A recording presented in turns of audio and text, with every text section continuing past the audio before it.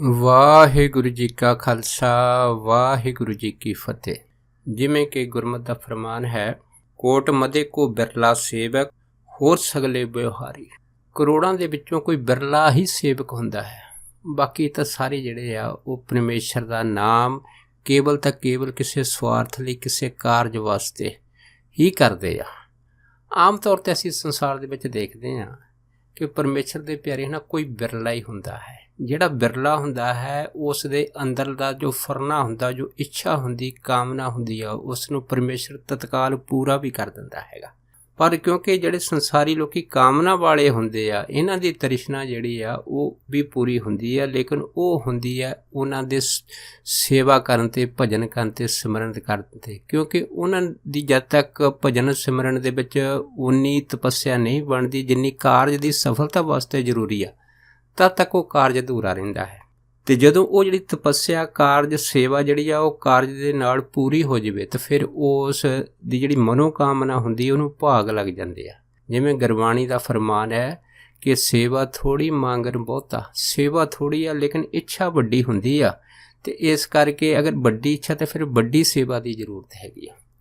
ਪਰ ਜਿਹੜੇ ਪਰਮੇਸ਼ਰ ਦੇ ਪਿਆਰੇ ਹੁੰਦੇ ਉਹ ਨਿਸ਼ਕਾਮੀ ਹੁੰਦੇ, ਉਹਨਾਂ ਦੇ ਅੰਦਰ ਕਾਮਨਾ ਕੋਈ ਨਹੀਂ ਹੁੰਦੀ। ਜਿਹੜੇ ਕਾਮਨਾ ਰਹਿਤ ਹੋ ਕੇ ਵਾਹਿਗੁਰੂ ਦੀ ਸੇਵਾ ਕਰਦੇ ਆ, ਉਸਤਤੀ ਕਰਦੇ, ਨਾਮ ਭਜਨ ਸਿਮਰਨ ਕਰਦੇ ਆ, ਫਿਰ ਉਹਨਾਂ ਦੀ ਵਾਹਿਗੁਰੂ ਕਦੀ ਵੀ ਫੁਰਨਾ ਜੀਵਨ ਦੇ ਵਿੱਚ ਆ ਜਾਵੇ ਤਾਂ ਉਹਨਾਂ ਦੇ ਪਹਿਲ ਦੇ ਆਧਾਰ 'ਤੇ ਸੁਣਦਾ ਹੈ। ਸੋ ਅੱਜ ਦਾਸ ਇੱਕ ਐਸੇ ਮਹਾਂਪੁਰਖਾਂ ਦੀ ਜ਼ਿੰਦਗੀ ਦੀ ਰੋਚਕ ਘਟਨਾ ਆਪ ਦੇ ਨਾਲ ਸਾਂਝਾ ਕਰਦਾ ਹੈਗਾ, ਜਿਨ੍ਹਾਂ ਨੇ ਕਿਸੇ ਸਮੇਂ ਜਦੋਂ ਕਿਸੇ ਪਿੰਡ ਦੇ ਲੋਕਾਂ ਨੇ ਉਹਨਾਂ ਮਹਾਤਮਾ ਨੂੰ ਇਹ ਮਿਹਣਾ ਮਾਰਿਆ ਕਿ ਕਈ ਸਾਲ ਹੋ ਗਏ ਸਾਡੇ ਨਗਰ ਦੇ ਵਿੱਚ ਵਰਸ਼ਾ ਨਹੀਂ ਹੋਈ। ਦੇਖੋ, ਉਹਨਾਂ ਮਹਾਤਮਾ ਨੇ ਜਿਹੜੀ ਸੀਗੀ ਉਸ ਨਗਰ ਦੇ ਵਿੱਚ ਤਕਰੀਬਨ 15-20 ਮਿੰਟ ਦੇ ਅੰਦਰ ਅੰਦਰ ਹੀ ਪੂਰੀ ਤਰ੍ਹਾਂ ਵਰਸ਼ਾ ਕਰਾ ਦਿੱਤੀ ਸੀ। ਐਡੀ ਭਾਰੀ ਵਰਸ਼ਾ ਉਸ ਨਗਰ ਦੇ ਵਿੱਚ ਹੋਈ ਸੀ ਕਿ ਉਹ ਜਿਹੜਾ ਇਲਾਕਾ ਸੀਗਾ ਉਹ ਵਰਸ਼ਾ ਦੇ ਨਾਲ ਡੁੱਬਣੋਂ ਬਚਿਆ ਸੀਗਾ। ਸੋ ਇਹ ਜਿਹੜੇ ਮਹਾਂਪੁਰਖ ਸੀਗੇ ਨਾ, ਇਹ ਖਾਸ ਕਰਕੇ ਉਹਨਾਂ ਇਲਾਕਿਆਂ ਦੇ ਵਿੱਚ ਰਹਿੰਦੇ ਹੁੰਦੇ ਸੀਗੇ ਜਿਹਨਾਂ ਇਲਾਕਿਆਂ ਦੇ ਵਿੱਚ ਉਹਨਾਂ ਟਾਈਮਾਂ ਦੇ ਵਿੱਚ ਸਾਧੂ ਜਿਹੜੇ ਹੁੰਦੇ ਸੀ ਉਹ ਜਮਾਤ ਦੇ ਵਿੱਚ ਰਹਿੰਦੇ ਹੁੰਦੇ ਸੀ, ਭਾਵ ਕਿ ਇੱਕ ਤੋਂ ਦੂਜੀ ਜਗ੍ਹਾ ਰਹਿੰਦੇ ਹੁੰਦੇ ਸੀ। ਇਹ ਜਿਹੜੇ ਮਹਾਤਮਾ ਹੋਏ ਆ, ਇਹ ਮਹਾਤਮਾ ਰਾਮਾਨੰਦ ਸੰਪਰਦਾ ਦੇ ਨਾਲ ਸੰਬੰਧ ਰੱਖਦੇ ਸੀਗੇ। ਹੁਣ ਜਿਹੜੀ ਰਾਮਾਨੰਦ ਜੀ ਦੀ ਸੰਪਰਦਾ ਉਹਦੇ ਵਿੱਚ ਕਬੀਰ ਜੀ, ਰਵਿਦਾਸ ਮਹਾਰਾਜ ਜੀ, ਹੋਰ ਵੀ ਬਹੁਤ ਸਾਰੇ ਭਗਤ ਹੋਏ ਆ। ਸੋ ਇਸੇ ਸੰਪਰਦਾ ਦੇ ਇਹ ਮਹਾਤਮਾ ਸੀਗੇ। ਇਹ ਜਿਹੜੇ ਮਹਾਤਮਾ ਸੀ ਭਾਵੇਂ ਰਾਮਾਨੰਦ ਦੀ ਸੰਪਰਦਾ ਦੇ ਨਾਲ ਸੰਬੰਧ ਰੱਖਦੇ ਹੁੰਦੇ ਸੀਗੇ, ਪਰ ਫਿਰ ਵੀ ਉਹ ਜਿਹੜਾ ਸ਼ਬਦ ਦਾ ਲਾਭ ਕਰਦੇ ਹੁੰਦੇ ਸੀ, ਉਹ ਸ਼ਬਦ ਦੇ ਲਾਭ ਦੇ ਵਿੱਚ ਉਹ ਨਰਸਿੰਘ ਭਗਵਾਨ ਦੇ ਹੀ ਸੇਵਕ ਸੀਗੇ। ਜਦੋਂ ਵੀ ਕਦੀ ਉਹਨੇ ਲੰਘਣਾ ਹੈ ਨਾ, ਅਤੇ ਉਹਨਾਂ ਦੇ ਰਸਨਾਂ ਦੇ ਉੱਤੇ ਨਰਸਿੰਘ ਨਰਸਿੰਘ ਨਰਸਿੰਘ ਨਰਸਿੰਘ ਨਰਸਿੰਘ ਨਰਸਿੰਘ ਇਹ ਜਿਹੜਾ ਸ਼ਬਦ ਹਮੇਸ਼ਾ ਚੱਲਦਾ ਰਹਿੰਦਾ ਸੀ। ਔਰ ਖ਼ਾਸ ਕਰਕੇ ਕਿਉਂਕਿ ਇਹ ਜਿਹੜੇ ਮਹਾਤਮਾ ਸੀਗੇ ਸਰੀਰਕ ਤੌਰ ਦੇ ਉੱਤੇ ਵੀ ਬੜੇ ਰਿਸ਼ਟ ਪੁਸ਼ਟ ਹੁੰਦੇ ਸੀਗੇ, ਅਤੇ ਇਹ ਮਹਾਤਮਾ ਕੇਵਲ ਅਤੇ ਕੇਵਲ ਇੱਕ ਲੰਗੋਟ ਧਾਰਨ ਕਰਦੇ ਹੁੰਦੇ ਸੀ। ਉਹ ਸਰੀਰ ਇਹਨਾਂ ਦਾ ਇੰਨਾ ਚੁਸਤ ਅਤੇ ਫਰਤੀਲਾ ਹੁੰਦਾ ਸੀਗਾ ਕਿ ਇਹਨਾਂ ਦਾ ਜਿਹੜਾ ਛਾਤੀ ਆ ਉਹ ਬੜੀ ਚੌੜੀ ਹੁੰਦੀ ਸੀ, ਅਤੇ ਲੱਕ ਜਿਹੜਾ ਸੀਗਾ ਬਿਲਕੁਲ ਪਤਲਾ ਹੁੰਦਾ ਸੀਗਾ। ਔਰ ਖ਼ਾਸ ਕਰਕੇ ਹੱਥ ਦੇ ਵਿੱਚ ਇੱਕ ਨੇਜਾ ਰੱਖਦੇ ਹੁੰਦੇ ਸੀਗੇ। ਇਸ ਕਰਕੇ ਹੱਥ 'ਚ ਸ਼ਸਤਰ ਰੱਖਦੇ ਹੁੰਦੇ ਸੀ। ਜਿੱਧਰ ਵੀ ਇਹ ਲੰਘਦੇ ਹੁੰਦੇ ਸੀਗੇ ਨਾ, ਦੱਸਦੇ ਆ ਉਹਨਾਂ ਟਾਈਮਾਂ ਦੇ ਵਿੱਚ ਜਿਹੜੇ ਲੋਕੀ ਹੁੰਦੇ ਸੀ ਇਹ ਇਹਨਾਂ ਤੋਂ ਬੜਾ ਭੈ ਖਾਂਦੇ ਹੁੰਦੇ ਸੀ, ਬੜੇ ਭੈਭੀਤ ਹੋ ਜਾਂਦੇ ਸੀਗੇ, ਕਿਉਂਕਿ ਇਹ ਜਿੱਧਰ ਦੀ ਵੀ ਲੰਘਦੇ ਸੀ ਆਪਣੀ ਰਸਨਾਂ ਦੇ ਉੱਤੇ ਨਰਸਿੰਘ ਨਰਸਿੰਘ ਨਰਸਿੰਘ ਨਰਸਿੰਘ ਨਰਸਿੰਘ ਨਰਸਿੰਘ ਸ਼ਬਦ ਦਾ ਹੀ ਉਚਾਰਨ ਕਰਦੇ ਰਹਿੰਦੇ ਸੀ। ਸੋ ਇਸ ਤਰ੍ਹਾਂ ਕਰਦੇ ਕਰਦੇ ਇਹ ਜਿਹੜੇ ਮਹਾਤਮਾ ਸੀਗੇ ਇਹ ਵੀ ਤਕਰੀਬਨ ਨਰਸਿੰਘ ਦਾ ਹੀ ਰੂਪ ਹੋ ਗਏ ਸੀਗੇ। ਜਿਵੇਂ ਆਪ ਸਾਰੀਆਂ ਸੰਗਤਾਂ ਜਾਣਦੀਆਂ ਕਿ ਬਾਬਾ ਮਹਾਹਰਨਾਮ ਸਿੰਘ ਹੋਣਾ ਨੇ ਵੀ ਜਦੋਂ ਨਰਸਿੰਘ ਦਾ ਧਿਆਨ ਧਰਿਆ ਸੀਗਾ, ਅਤੇ ਆਪ ਵੀ ਬਾਬਾ ਮਹਾਹਰਨਾਮ ਸਿੰਘ ਭੁੱਚੋ ਵਾਲੇ ਮਹਾਂਪੁਰਖ ਜਿਹੜੇ ਸੀਗੇ ਉਹ ਨਰਸਿੰਘ ਦਾ ਹੀ ਰੂਪ ਹੋ ਗਏ ਸੀਗੇ। ਸੋ ਇਹ ਵੀ ਜਿਹੜੇ ਮਹਾਤਮਾ ਸੀਗੇ ਇਸ ਤਰ੍ਹਾਂ ਨਰਸਿੰਘ ਦਾ ਰੂਪ ਹੋ ਗਏ ਸੀਗੇ। ਅਗਰ ਕਿਤੇ ਅਚਨਚੇਤ ਕਿਸੇ ਬਾਜ਼ਾਰ ਵਿੱਚ ਦੀ ਇਹਨਾਂ ਦਾ ਲੰਘਣਾ ਹੁੰਦਾ ਸੀ, ਉਸ ਟਾਈਮ ਦੱਸਦੇ ਆ ਕਿ ਲੋਕੀ ਇਹਨਾਂ ਨੂੰ ਦੇਖਦੇ ਸਾਰੀ ਜਿਹੜੇ ਸੀ ਉਹ ਭੱਜਣੇ ਸ਼ੁਰੂ ਹੋ ਜਾਂਦੇ ਸੀ ਕਿ ਭਾਈ ਨਰਸਿੰਘ ਭਗਵਾਨ ਜਿਹੜਾ ਹੈਗਾ ਇਸ ਬਾਜ਼ਾਰ ਦੇ ਵਿੱਚ ਆ ਗਿਆ ਹੈਗਾ। ਪਰ ਖ਼ਾਸ ਕਰਕੇ ਇਹਨਾਂ ਮਹਾਤਮਾ ਦਾ ਜਿੱਥੇ ਇੰਨਾ ਡਰ ਹੁੰਦਾ ਸੀਗਾ, ਉੱਥੇ ਇਹ ਮਹਾਤਮਾ ਜਿਹੜੇ ਹਨ ਵਿਵੇਕ ਬੁੱਧ ਦੇ ਵਿੱਚ ਵੀ ਬੜੇ ਗਹਿਰੇ ਹੁੰਦੇ ਸੀ। ਇੱਕ ਵਾਰ ਦੱਸਦੇ ਆ ਕਿ ਇੱਕ ਮਹਾਂਪੁਰਖਾਂ ਦੀ ਇੱਕ ਜਮਾਤ ਆਈ, ਉਸ ਜਮਾਤ ਨੇ ਇਹਨਾਂ ਮਹਾਤਮਾ ਨੂੰ ਇਹ ਪੁੱਛਿਆ ਸੀਗਾ ਕਿ ਦੇਖੋ ਤੁਸੀਂ ਰਾਮਾਨੰਦ ਸੰਪਰਦਾ ਦੇ ਨਾਲ ਸੰਬੰਧ ਰੱਖਦੇ ਆ, ਸੋ ਰਾਮਾਨੰਦ ਸੰਪਰਦਾ ਦੇ ਜਿੰਨੇ ਵੀ ਜਿਹੜੇ ਸੇਵਕ ਅੱਜ ਤੱਕ ਹੋਏ ਆ ਉਹ ਰਾਮ ਨਾਮ ਦਾ ਹੀ ਉਚਾਰਨ ਕਰਦੇ ਰਹੇ ਆ, ਚਾਹੇ ਕਬੀਰ ਜੀ ਆ, ਚਾਹੇ ਰਵਿਦਾਸ ਜੀ ਆ ਜਾਂ ਹੋਰ ਆ, ਪਰ ਤੁਸੀਂ ਜਿਹੜਾ ਹੈ ਨਾ ਉਹ ਨਰਸਿੰਘ ਨਰਸਿੰਘ ਸ਼ਬਦ ਦਾ ਹੀ ਉਚਾਰਨ ਕਰਦੇ, ਇਹ ਕਿਉਂ ਕਰਦੇ ਆ? ਸੋ ਇਹਨਾਂ ਨੇ ਦੱਸਿਆ ਸੀਗਾ ਕਿ ਜਿਹੜਾ ਹੈ ਨਾ ਨਰਸਿੰਘ ਭਗਵਾਨ ਹੈਗਾ ਉਹ ਪੂਰਨ ਜਤੀ ਸਤੀ ਹੈਗੀ, ਉਹ ਗ੍ਰਸਤ ਤੋਂ ਪਰੇ ਆ। ਜਦ ਇੰਨੀ ਗੱਲ ਹੋਈ ਤਾਂ ਫਿਰ ਉੱਥੇ ਜਿਹੜੇ ਸਾਧੂ ਸੰਤ ਸੀ ਕਹਿਣ ਲੱਗੇ ਕਿ ਜਦੋਂ ਵਿਸ਼ਨੂੰ ਭਗਵਾਨ ਜਿਹੜੇ ਸੀ ਉਹ ਨਰਸਿੰਘ ਦਾ ਰੂਪ ਧਾਰ ਕੇ ਪ੍ਰਹਲਾਦ ਭਗਤ ਦੀ ਜਿਹਨਾਂ ਨੇ ਰੱਖਿਆ ਕੀਤੀ ਜਦ ਆਏ ਸੀਗੇ ਤੇ ਉਹਨਾਂ ਦੀ ਵੀ ਸ਼ਾਦੀ ਜਿਹੜੀ ਉਹ ਲక్ష్ਮੀ ਦੇ ਨਾਲ ਹੋਈ ਉਹ ਫਿਰ ਇਸ ਤਰ੍ਹਾਂ ਉਹ ਗ੍ਰਸਤ ਤੋਂ ਕਿਵੇਂ ਬਚੇ ਹੈ। ਜਦ ਇੰਨੀ ਗੱਲ ਹੋਈ ਤੇ ਇਹਨਾਂ ਨੇ ਕਿਹਾ ਸੀਗਾ ਕਿ ਜਦੋਂ ਉਹਨਾਂ ਨੇ ਵਿਸ਼ਨੂੰ ਭਗਵਾਨ ਦਾ ਰੂਪ ਜਿਹੜਾ ਸੀਗਾ ਅਖਤਿਆਰ ਕੀਤਾ ਸੀਗਾ ਤੇ ਇਸ ਵਿਸ਼ਨੂੰ ਭਗਵਾਨ ਦੇ ਰੂਪ ਦੀ ਜਿਹੜੀ ਭਿਆਨਕ ਸ਼ਕਲ ਸੀਗੀ ਉਸ ਨੂੰ ਦੇਖ ਕੇ ਜਿੰਨੇ ਵੀ ਜਿਹੜੀ 33 ਕਰੋੜ ਦੇਵੀ ਦੇਵਤੇ ਸੀ ਉਹ ਥਰ ਥਰ ਕੰਬਣ ਲੱਗ ਪਏ ਸੀ। ਔਰ ਜਦੋਂ ਭਗਵਾਨ ਨੂੰ ਗਰਜਦੇ ਸੀਗੇ ਤੇ ਜਿਹੜੀ ਧਰਤੀ ਸੀਗੀ ਪੂਰੀ ਭੁਚਾਲ ਦੇ ਵਾਂਗੂ ਹਿਲਦੀ ਸੀਗੀ ਤੇ ਕੋਈ ਵੀ ਜਿਹੜਾ ਦੇਵੀ ਦੇਵਤਾ ਸੀਗਾ ਇਹ ਨਰਸਿੰਘ ਭਗਵਾਨ ਦਾ ਸਾਹਮਣਾ ਨਹੀਂ ਕਰ ਸਕਿਆ। ਜਦੋਂ ਨਰਸਿੰਘ ਭਗਵਾਨ ਨੇ ਹਰਨਾਕਸ਼ ਦਾ ਵੱਧ ਕੀਤਾ ਸੀਗਾ, ਹਰਨਾਕਸ਼ ਤੇ ਵੱਧ ਤੋਂ ਕਰਨ ਤੋਂ ਬਾਅਦ ਵੀ ਨਰਸਿੰਘ ਭਗਵਾਨ ਦਾ ਜਿਹੜਾ ਕ੍ਰੋਧ ਸੀਗਾ ਉਹ ਸ਼ਾਂਤ ਨਹੀਂ ਸੀ ਹੋਇਆ। ਫਿਰ ਸਾਡੇ ਵੱਡੇ ਵੱਡੇ ਦੇਵਤੇ ਜਿਨ੍ਹਾਂ ਵਿੱਚ ਬ੍ਰਹਮਾ ਔਰ ਸ਼ਿਵ ਜੀ ਵੀ ਸੀਗੇ ਇਹ ਸਾਰੇ ਇਕੱਠੇ ਹੋ ਗਏ ਫਿਰ ਲక్ష్ਮੀ ਜੀ ਦੇ ਪਾਸ ਗਏ ਸੀ। ਫਿਰ ਲక్ష్ਮੀ ਜੀ ਨੂੰ ਆਖਿਆ ਸੀਗਾ ਕਿ ਤੁਸੀਂ ਉਹਨਾਂ ਦੇ ਅਰਧਾਂਜਲੀਆਂ ਤੇ ਤੁਸੀਂ ਹੀ ਜਾ ਕੇ ਉਹਨਾਂ ਦੇ ਜਿਹੜੀ ਇਹ ਕ੍ਰੋਧ ਰੂਪੀ ਤਪਤ ਹੈਗੀ ਹੈ ਇਸ ਨੂੰ ਸ਼ਾਂਤ ਕਰ ਸਕਦੇ ਆ। ਫਿਰ ਦੱਸਦੇ ਆ ਸਾਰੇ ਦੇਵਤਿਆਂ ਦੇ ਕਹਿਣ ਦੇ ਉੱਤੇ ਲక్ష్ਮੀ ਨੇ ਆਪਣਾ ਬਹੁਤ ਹੀ ਮੋਹਣੀ ਜਿਹੜਾ ਰੂਪ ਸੀਗਾ ਧਾਰਨ ਕੀਤਾ ਔਰ ਸਾਰਾ ਹਾਰ ਸ਼ਿੰਗਾਰ ਕਰਕੇ ਜਦ ਨਰਸਿੰਘ ਭਗਵਾਨ ਦੇ ਸਾਹਮਣੇ ਆਏ ਸੀ ਤੇ ਨਰਸਿੰਘ ਭਗਵਾਨ ਨੇ ਦੇਖਦੇ ਸਾਰੀ ਲక్ష్ਮੀ ਨੂੰ ਜਿਹੜੀ ਸੀ ਐਸੀ ਗਰਜ ਮਾਰੀ ਸੀਗੀ ਕਿ ਜਿਹੜੀ ਲక్ష్ਮੀ ਸੀਗੀ ਉਹ ਗਰਜ ਸੁਣਦੇ ਸਾਰੀ ਨਹੀਂ ਭੈਭੀਤ ਹੋਈ ਸੀ ਕਿ ਉੱਥੋਂ ਦੌੜ ਪਈ ਸੀ, ਡਰਦੀ ਦੌੜੀ ਸੀ। ਤੇ ਇਸ ਦੌੜ ਦੇ ਕਾਰਨ ਫਿਰ ਜਿਹੜੀ ਲక్ష్ਮੀ ਸੀਗੀ ਇਹ ਉੱਲੂ ਤੇ ਸਵਾਰ ਹੋ ਕੇ ਆਪਣੇ ਬਕੁੰਠ ਧਾਮ ਚਲ ਗਈ ਸੀ। ਭਾਵ ਕੀ ਆ ਕਿ ਨਰਸਿੰਘ ਭਗਵਾਨ ਦਾ ਕ੍ਰੋਧ ਦਾ ਉਸ ਟਾਈਮ 33 ਕਰੋੜ ਦੇਵੀ ਦੇਵਤਿਆਂ ਵਿੱਚੋਂ ਕੋਈ ਵੀ ਸਾਹਮਣਾ ਨਹੀਂ ਸੀ ਕਰ ਸਕਿਆ ਔਰ ਨਾ ਹੀ ਲక్ష్ਮੀ ਵੀ ਸਾਹਮਣਾ ਕਰ ਸਕੀ ਸੀ। ਜਦ ਉਸ ਨਰਸਿੰਘ ਭਗਵਾਨ ਦੇ ਜਿਹੜੇ ਸੇਵਕ ਸੀ ਉਹਨਾਂ ਨੇ ਦੱਸਿਆ ਸੀਗਾ ਕਿ ਅਗਰ ਵਿਸ਼ਨੂੰ ਭਗਵਾਨ ਦੇ ਇਸ ਰੂਪ ਦੇ ਵਿੱਚ ਕੋਈ ਵੀ ਜਿਹੜੀ ਨਾਰੀ ਉਹਨਾਂ ਦਾ ਸਾਹਮਣਾ ਨਹੀਂ ਕਰ ਸਕਦੀ ਤਾਂ ਫਿਰ ਭਾਈ ਉਹ ਫਿਰ ਵਿਸ਼ਨੂੰ ਭਗਵਾਨ ਜਿਹੜੇ ਆ ਉਹ ਇਸ ਰੂਪ ਦੇ ਵਿੱਚ ਤੇ ਫਿਰ ਜਤ ਸਤ ਦੇ ਵਿੱਚ ਪੂਰਨ ਉਤਰੇ ਆ। ਜਦ ਇਹ ਗੱਲ ਹੋਈ ਸੀ ਫਿਰ ਕਿਸੇ ਮਹਾਤਮਾ ਨੂੰ ਕੋਈ ਜਵਾਬ ਨਹੀਂ ਸੀ ਆਇਆ।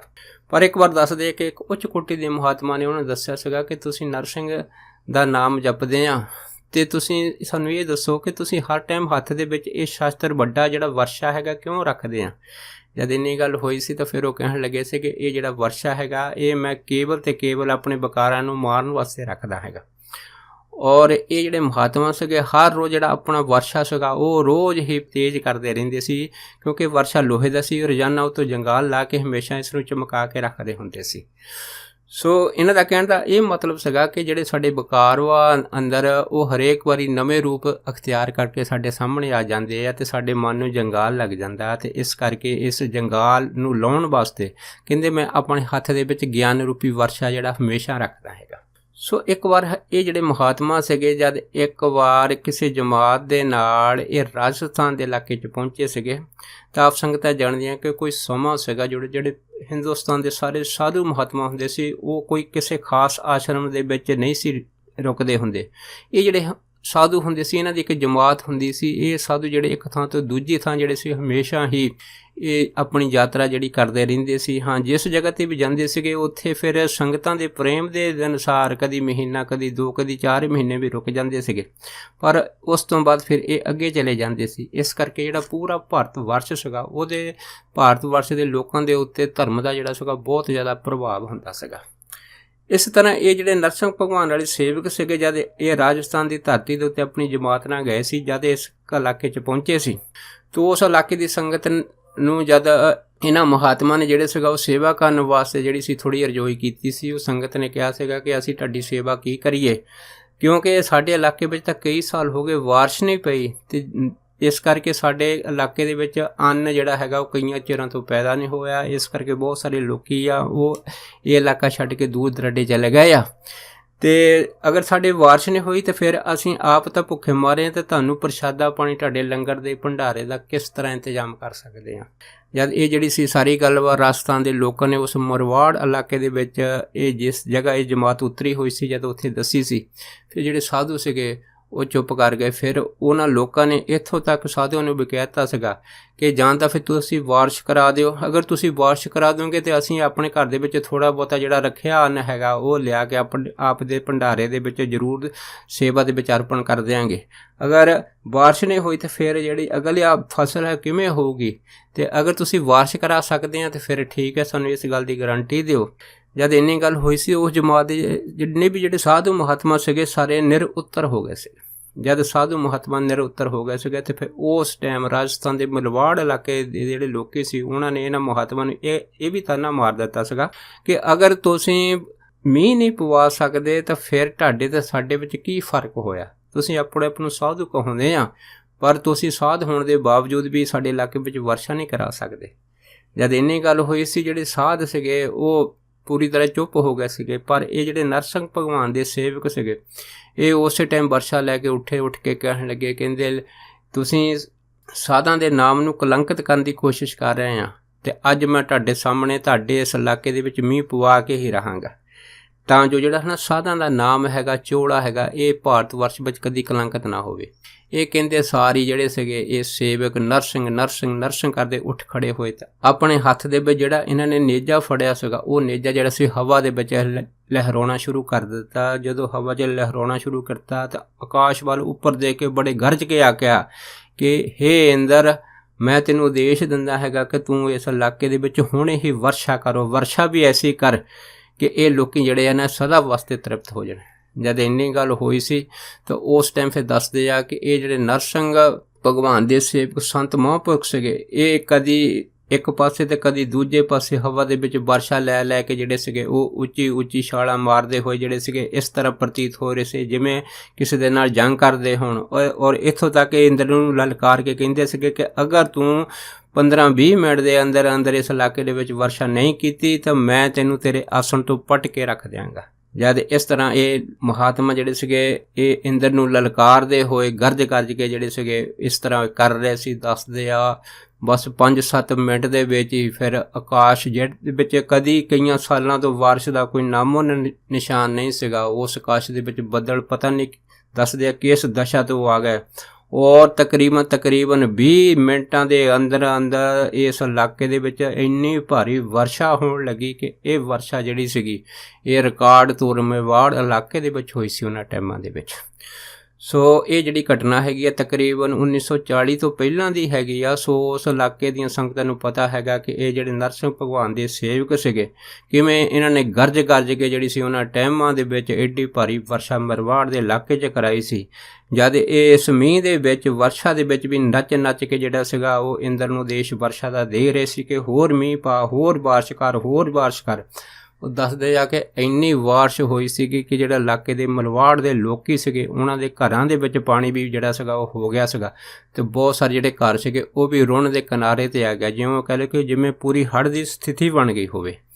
ਜਦ ਇਸ ਤਰ੍ਹਾਂ ਹੋਈ ਸੀ ਫਿਰ ਜਿਹੜੇ ਸਾਰੇ ਇਲਾਕੇ ਦੇ ਲੋਕੀ ਸੀਗੇ ਉਹ ਨਰਸਿੰਘ ਭਗਵਾਨ ਨੂੰ ਸ਼ਾਂਤ ਕਰਨ ਵਾਸਤੇ ਬਹੁਤ ਜ਼ਿਆਦਾ ਉਹਨਾਂ ਨੇ ਜਿਹੜੀ ਸੀਗੇ ਉਹਨਾਂ ਟਾਈਮਾਂ ਦੇ ਵਿੱਚ ਫਿਰ ਅਰਦਾਸ ਬੇਨਤੀ ਕੀਤੀ। ਪਰ ਇਹ ਵੀ ਜਿਵੇਂ ਨਰਸਿੰਘ ਭਗਵਾਨ ਜਿਹੜੇ ਸੀਗੇ ਉਹ ਪ੍ਰਹਲਾਦ ਜਾਂ ਹਰਨਾਕਸ਼ ਨੂੰ ਮਾਰਨ ਦੇ ਟਾਈਮ ਉਹਨਾਂ ਟਾਈਮਾਂ ਦੇ ਵਿੱਚ ਸ਼ਾਂਤ ਲక్ష్ਮੀ ਦੇ ਟਾਈਮ ਵੀ ਨਹੀਂ ਸੀ ਹੋਏ ਸੀ। ਸੋ ਇਹ ਜਿਹੜੇ ਨਰਸਿੰਘ ਭਗਵਾਨ ਦੇ ਸੇਵਕ ਸੀਗੇ ਇਹ ਵੀ ਜਿਹੜੇ ਸੀਗੇ ਉਸ ਬਾਰਿਸ਼ ਦੇ ਵਿੱਚ ਸ਼ਾਂਤ ਨਹੀਂ ਸੀ ਹੋ ਰਹੇ। ਜਦ ਬਾਰਿਸ਼ ਵਿੱਚ ਸ਼ਾਂਤ ਨਹੀਂ ਸੀ ਹੋ ਰਹੇ ਫਿਰ ਦੱਸਦੇ ਆ ਜਿਹੜੀ ਸਾਧੂਆਂ ਦੀ ਜਮਾਤ ਸੀ ਉਹਨਾਂ ਟਾਈਮਾਂ ਦੇ ਵਿੱਚ ਉਹਨਾਂ ਨੇ ਫਿਰ ਇਸ ਸੇਵਕ ਦੀ ਨਰਸਿੰਘ ਭਗਵਾਨ ਦੇ ਸਮੇਂ ਦੀ ਜਿਹੜੀ ਸੀ ਫਿਰ ਉਸਤਤ ਕੀਤੀ ਜਿਹੜੀ ਉਸਤਤ ਪ੍ਰਹਲਾਦ ਭਗਤ ਨੇ ਨਰਸਿੰਘ ਭਗਵਾਨ ਦੇ ਅੱਗੇ ਕੀਤੀ ਸੀ।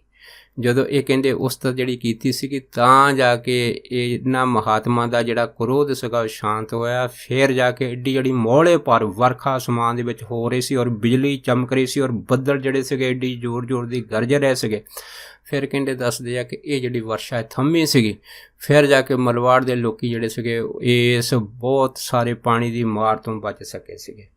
ਸੋ ਕਹਿਣ ਤੋਂ ਭਾਵ ਇਹ ਆ ਕਿ ਜਿਹੜੇ ਰੱਬ ਦੇ ਪਿਆਰੇ ਹੁੰਦੇ ਆ ਉਹਨਾਂ ਦੇ ਅੰਦਰ ਜੋ ਵੀ ਫੁਰਨਾ ਹੁੰਦਾ ਹੈਗਾ ਉਹ ਪਰਮੇਸ਼ਰ ਤਤਕਾਲ ਉਸੇ ਟਾਈਮ ਪੂਰਾ ਕਰਦਾ ਹੈਗਾ। ਜਿਸ ਫੁਰਨੇ ਦੇ ਅੰਦਰ ਕੋਈ ਐਸਾ ਭੇਦ ਛੁਪਿਆ ਹੁੰਦਾ ਹੈਗਾ ਜਿਸ ਭੇਦ ਦੇ ਪ੍ਰਤੀ ਸਾਧੂ ਸੰਤ ਦਾ ਸਤਿਕਾਰ ਇਸ ਧਰਤੀ 'ਤੇ ਸਦਾ ਕਾਇਮ ਰਹੇ। ਇਸ ਸਤਿਕਾਰ ਨੂੰ ਕਾਇਮ ਰੱਖਣ ਵਾਸਤੇ ਕਈ ਵਾਰੀ ਭਗਵਾਨ ਜਿਹੜਾ ਹੈਗਾ ਉਹ ਆਪਣੇ ਕਾਨੂੰਨ ਤੋੜ ਕੇ ਇੱਕ ਛਿਣ ਦੇ ਵਿੱਚ ਸਭ ਕੁਝ ਕਰ ਦਿੰਦਾ ਹੈਗਾ। ਜਿਵੇਂ ਇਸ ਰਾਜਸਥਾਨ ਦੇ ਇਲਾਕੇ ਦੇ ਵਿੱਚ ਜਿਵੇਂ ਉਹਨਾਂ ਲੋਕਾਂ ਨੇ ਇਹਨਾਂ ਸਾਧੂ ਸੰਤਾਂ ਨੂੰ ਜਿਹੜਾ ਸੀਗਾ ਇਹ ਇੱਕ ਮਿਹਣਾ ਮਾਰ ਦਿੱਤਾ ਸੀਗਾ ਕਿ ਅਗਰ ਤੁਸੀਂ ਵਰਸ਼ਾ ਨਹੀਂ ਕਰਾ ਸਕਦੇ ਤਾਂ ਫਿਰ ਸਾਡੇ ਅਤੇ ਤੁਹਾਡੇ ਵਿੱਚ ਕੀ ਫਰਕ ਹੈਗਾ। ਪਰ ਇਹ ਜਿਹੜਾ ਮਿਹਣਾ ਸੀ ਤਾਨਾ ਸੀਗਾ ਇਹ ਨਰਸਿੰਘ ਭਗਵਾਨ ਦੇ ਸੇਵਕ ਨੇ ਜਿਹੜਾ ਸੀਗਾ ਉਹਨਾਂ ਟਾਈਮਾਂ 'ਚ ਜਰਿਆ ਨਹੀਂ ਸੀ। ਔਰ ਉਸੇ ਟਾਈਮ ਆਪਾਂ ਆਪਣਾ ਵਰਸ਼ਾ ਲੈ ਕੇ ਇੰਦਰ ਨੂੰ ਆਦੇਸ਼ ਕਰ ਦਿੱਤਾ, ਅਗਰ ਤੈਨੂੰ 15-20 ਮਿੰਟਾਂ ਦੇ ਅੰਦਰ ਅੰਦਰ ਇਸ ਇਲਾਕੇ ਦੇ ਵਿੱਚ ਐਸੀ ਵਰਸ਼ਾ ਤੂੰ ਕਰਨੀ ਆ, ਅਗਰ ਤੂੰ ਵਰਸ਼ਾ ਨਹੀਂ ਕਰੂੰਗਾ ਤਾਂ ਮੈਂ ਤੈਨੂੰ ਸੰਘਾਸਣ ਤੋਂ ਪਟਕ ਦਿਆਂਗਾ। ਕਿਉਂਕਿ ਇੱਥੇ ਸਾਧੂਆਂ ਦੇ ਵੇਸ਼ ਦਾ ਲਿਬਾਸ ਸੀ, ਸਾਧੂਆਂ ਦੀ ਇੱਜ਼ਤ ਦਾ ਜਿਹੜਾ ਸੀਗਾ ਉਹ ਲਿਬਾਸ ਸੀ। ਅਗਰ ਉਸ ਇਲਾਕੇ ਦੇ ਵਿੱਚ ਇਸ ਨਰਸਿੰਘ ਭਗਵਾਨ ਦੇ ਸੇਵਕ ਦੇ ਕਹੇ 'ਤੇ ਵਰਸ਼ਾ ਨਹੀਂ ਸੀ ਹੁੰਦੀ ਤੇ ਸਾਧੂਆਂ ਦੀ ਜਿਹੜੀ ਜਮਾਤ ਸੀਗੀ ਉਸ ਨੂੰ ਕਲੰਕ ਲੱਗ ਸਕਦਾ ਸੀਗਾ। ਇਸ ਕਰਕੇ ਜਿਹੜਾ ਪਰਮੇਸ਼ਰ ਰੱਬ ਹੈਗਾ ਆਪਣੇ ਸਾਧੂ ਸੇਵਕਾਂ ਨੂੰ, ਆਪਣੇ ਭਗਤਾਂ ਦੀ ਹਮੇਸ਼ਾ ਰੱਖਿਆ ਕਰਦਾ ਹੈਗਾ। ਸੋ ਉਹਨਾਂ ਦੇ ਉੱਤੇ ਕਿਸੇ ਤਰ੍ਹਾਂ ਦਾ ਕੋਈ ਆਂਚ ਨਾ ਆਵੇ, ਉਹਨਾਂ ਦੇ ਉੱਤੇ ਕਿਸੇ ਤਰ੍ਹਾਂ ਦਾ ਕੋਈ ਵੀ ਆਦਮੀ ਜਿਹੜਾ ਹੈ ਨਾ ਕਲੰਕ ਦਾ ਪੋਚਾ ਨਾ ਲਾ ਸਕੇ। ਇਸ ਕਰਕੇ ਜਿਹੜਾ ਪਰਮੇਸ਼ਰ ਦੇ ਕਾਨੂੰਨ ਆ ਉਸੇ ਟਾਈਮ ਪ੍ਰਗਟ ਹੋ ਕੇ ਉਸ ਮਹਾਤਮਾ ਦੀ ਜਿਹੜੀ ਮਨੋਕਾਮਨਾ ਹੈਗਾ ਤਤਕਾਲ ਪੂਰੀ ਕਰ ਦਿੰਦੇ। ਇਸੇ ਕਰਕੇ ਸਾਨੂੰ ਗੁਰਬਾਣੀ ਨੇ ਆਖਿਆ ਹੈ, ਆਪਣੇ ਸੇਵਕ ਕੀ ਆਪੇ ਰਾਖੇ ਆਪੇ ਨਾਮ ਜਪਾਵੇ, ਜੈ ਜੈ ਕਾਜ ਕਿਰਤ ਸੇਵਕ ਕੀ ਤਹਾਂ ਤਹਾਂ ਉਠਤਾਵੇ, ਆਪਣੇ ਸੇਵਕ ਕੋ ਨਿਕਟੀ ਹੋਏ ਦਿਖਾਵੇ ਸੋ ਦਾਸ। ਇੰਨੇ ਹੀ ਵਚਨ ਆਪ ਸਾਰੀਆਂ ਸੰਗਤਾਂ ਨਾਲ ਸਾਂਝਾ ਕਰਦਾ ਹੋਇਆ ਖਿਮਾ ਦਾ ਜਾਚਕਵਾ ਜੀ। ਹੋਈਆਂ ਬੇਅੰਤ ਭੁੱਲਾਂ ਚੁੱਕਾਂ ਦੀ ਖਿਮਾ ਬਖਸ਼ਣੀ ਸੋ ਫਤਿਹ ਬੁਲਾਓ। ਵਾਹਿਗੁਰੂ ਜੀ ਕਾ ਖਾਲਸਾ, ਵਾਹਿਗੁਰੂ ਜੀ ਕੀ ਫਤਿਹ।